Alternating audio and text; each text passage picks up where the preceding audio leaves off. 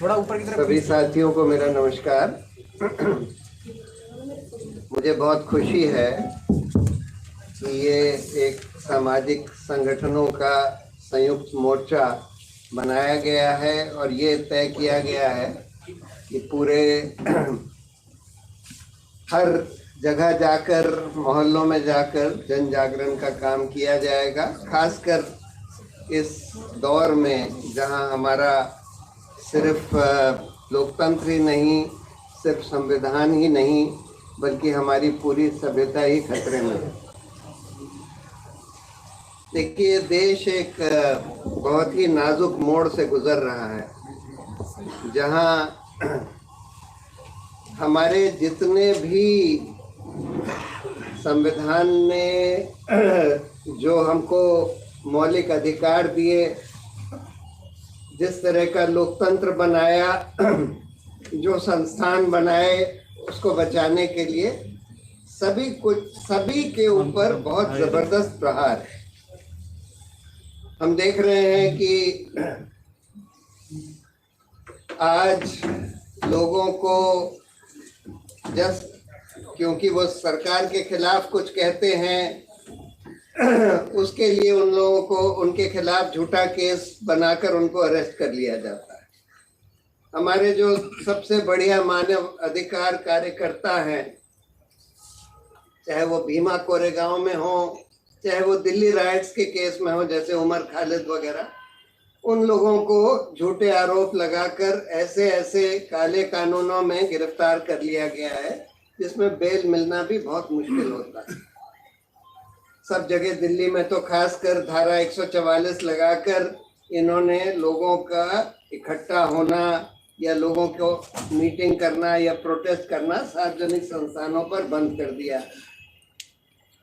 किसानों को भी दिल्ली आने नहीं दिया। जो दिल्ली आकर बैठना चाहते थे, अपनी बात रखना चाहते थे यहाँ पर, उनको दिल्ली आने नहीं दिया। अभी हाल में थोड़े से किसान आए, एक महापंचायत करके गए, लेकिन मेन जो किसान आना चाहते थे उनको नहीं आने दिया गया।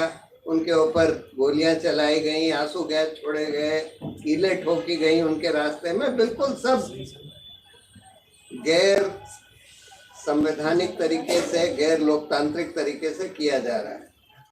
कानून का राज भी इस देश में करीब करीब बचा नहीं है। जिसको चाहो उसका घर तोड़ दो, बुलडोजर चला दो, चाहे कोई कानून में इसका अधिकार नहीं दिया गया है किसी को भी कि इस तरह से आप कर सकते हैं। क्योंकि पहली बात तो जिस आदमी का आप घर तोड़ रहे हैं उसके खिलाफ कोई आरोप सिद्ध नहीं हुआ है। आपने कुछ झूठा आरोप लगा दिया और जाकर सीधा बुलडोजर चला दिया। दूसरी बात, अगर सिद्ध भी हो जाए तो बुलडोजर चलाने का कोई अधिकार कोई कानून नहीं देता।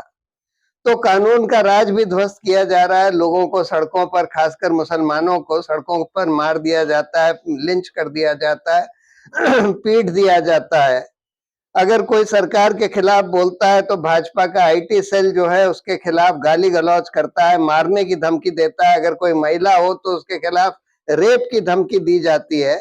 और पूरा ऐसा झूठ का माहौल, झूठ खूब फैलाया जा रहा है। रोज झूठ बोला जा रहा है। प्रधानमंत्री कम से कम 100 झूठ बोल चुके हैं, हर रोज झूठ बोलते हैं और वो झूठ रोज फैलाया जा रहा है। तो और हमारे सारे लोकतांत्रिक संगठन और संस्थानों के ऊपर जबरदस्त हमला है। चाहे वो इलेक्शन कमीशन हो। इलेक्शन कमीशन एक समय पर सेशन साहब के बाद बहुत सालों तक स्वतंत्र माना जाता था, लेकिन पिछले 7-8 साल से हम देख रहे हैं कि बिल्कुल सरकारी तोता बन गया है। अब तो चुनाव के डेट भी सरकार तय करती है, इलेक्शन कमीशन बोल देता है। मॉडल कोड ऑफ कॉन्डक्ट सिर्फ ऑपोजिशन के खिलाफ लगाया जाता है और प्रधानमंत्री के खिलाफ नहीं लगाया जाता। अगर कोई उसमें से एक चुनाव आयुक्त, जैसे अशोक लवासा साहब थे, उन्होंने अगर बोल दिया कि नहीं, प्रधानमंत्री ने मॉडल कोड का उल्लंघन किया है, तो उनके फैमिली के खिलाफ केसेस लगाकर उनको रिजाइन करवा दिया गया।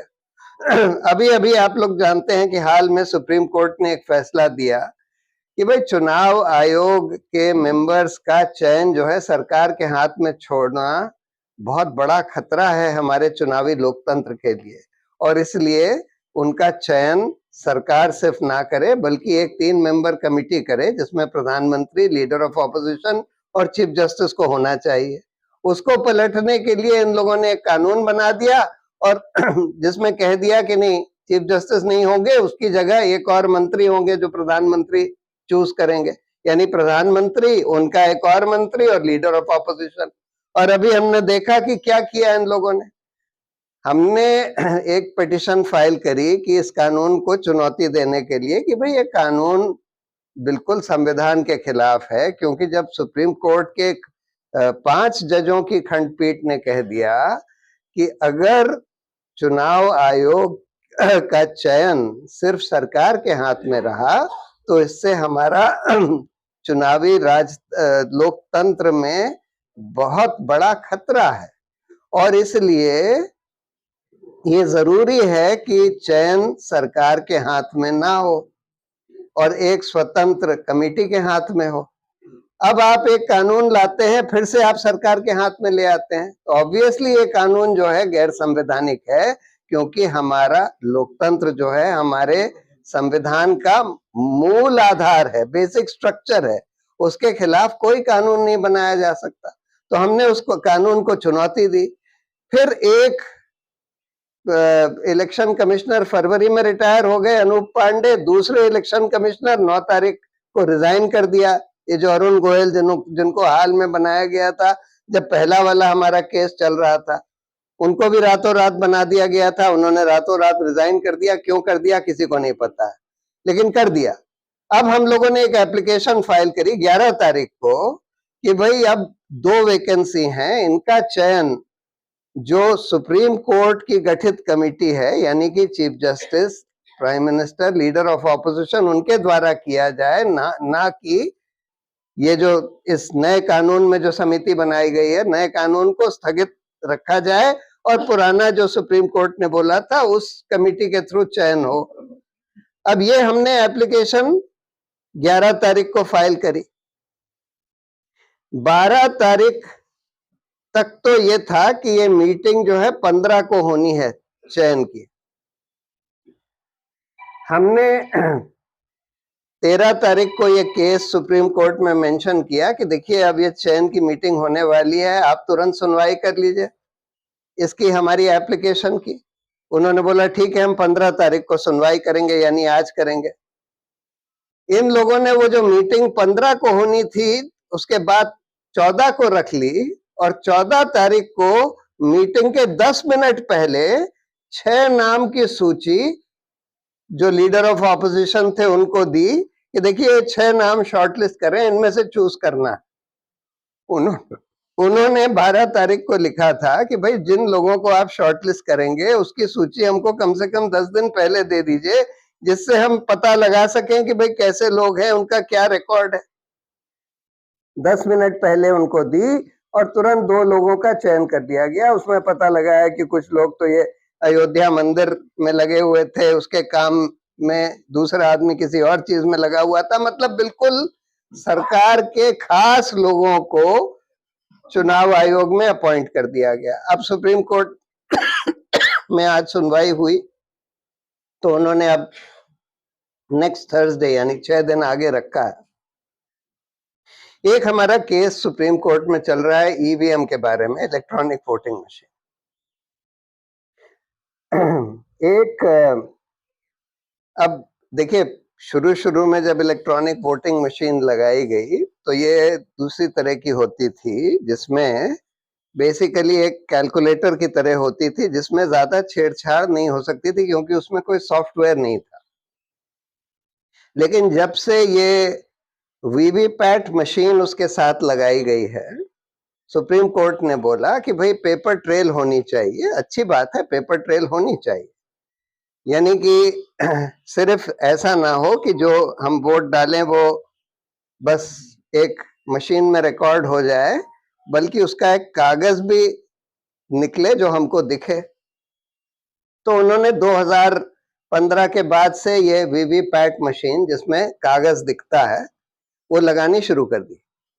लेकिन ये तो ठीक है कि वीवीपैट मशीन सब जगह लगा दी, हर एक इलेक्ट्रॉनिक वोटिंग मशीन के साथ एक पेपर वाला प्रिंटर भी लगा दिया है, लेकिन काउंट सिर्फ 2%, वीवीपैट के स्लिप्स को सिर्फ 2% को काउंट करते हैं, यानी कि 100 में से 2, बाकी नहीं काउंट करते, बाकी तो सिर्फ इलेक्ट्रॉनिक वोटिंग मशीन।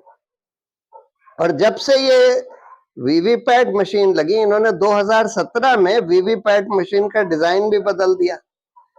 पहले उसमें एक ट्रांसपेरेंट शीशा था जिससे आप बाहर से देख सकते थे कि अंदर क्या प्रिंट हो रहा है, क्या छप रहा है। अब उन्होंने उसमें काला कांच लगा दिया और अब आप बाहर से अंदर सिर्फ तब देख सकते हैं जब अंदर एक बल्ब जलता है जो सिर्फ 7 सेकंड के लिए जलता है। उस 7 सेकंड में आपको आपकी स्लिप दिखाई देती है। आपने मान लीजिए कांग्रेस के लिए वोट किया तो हाथ की स्लिप दिखाई देगी और फिर लाइट बंद हो जाएगी। उसके बाद दूसरा आदमी आया, उसने अपना पार्टी का बटन दबाया, उसको भी स्लिप दिखाई और उसके बाद लाइट बंद हो जाएगी, 7 सेकंड तक लाइट जलेगी।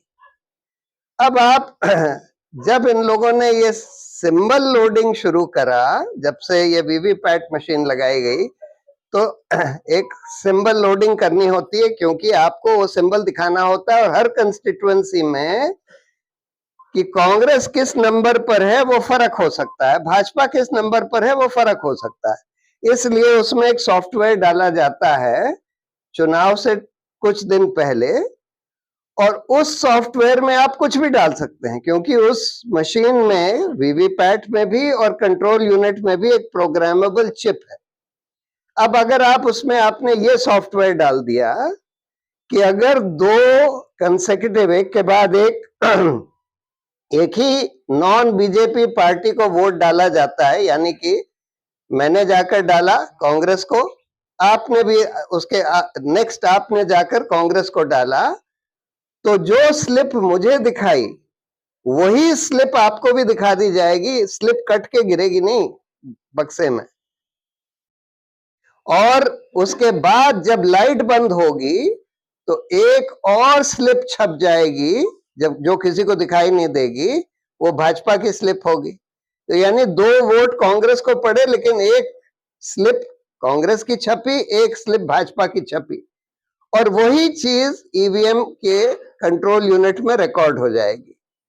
तो ये आसानी से मैनिपुलेशन हो सकता है। और यही बात एक सिटीजन्स कमीशन, बहुत भारी भरकम सिटीजन्स कमीशन बनाया गया, जिन्होंने करीब 1.5 साल पहले रिपोर्ट दी, बड़ी बड़ी डिटेल्ड रिपोर्ट दी, जिसमें कि एक पूर्व न्यायाधीश सुप्रीम कोर्ट के जस्टिस मदन लोकुर थे, और उन्होंने बोला कि भाई ये मशीन्स जो हैं रिलायबल नहीं है।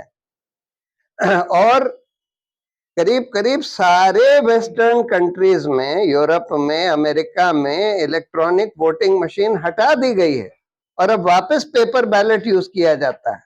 और जर्मनी के तो कॉन्स्टिट्यूशनल कोर्ट ने 100 पेज का जजमेंट दिया कि भाई ये मशीन्स रिलायबल नहीं होती और इसलिए पेपर बैलेट पर जाया जाए। अभी हाल में बांग्लादेश भी वापस चला गया। लेकिन यहाँ पर एक समय ये था जब भाजपा ऑपोजिशन में थी, तब वो लोग कहते थे कि भाई ये ईवीएम जो है इसमें बड़ी छेड़छाड़ हो सकती है, किताब वगैरह भी लिखी इन लोगों ने।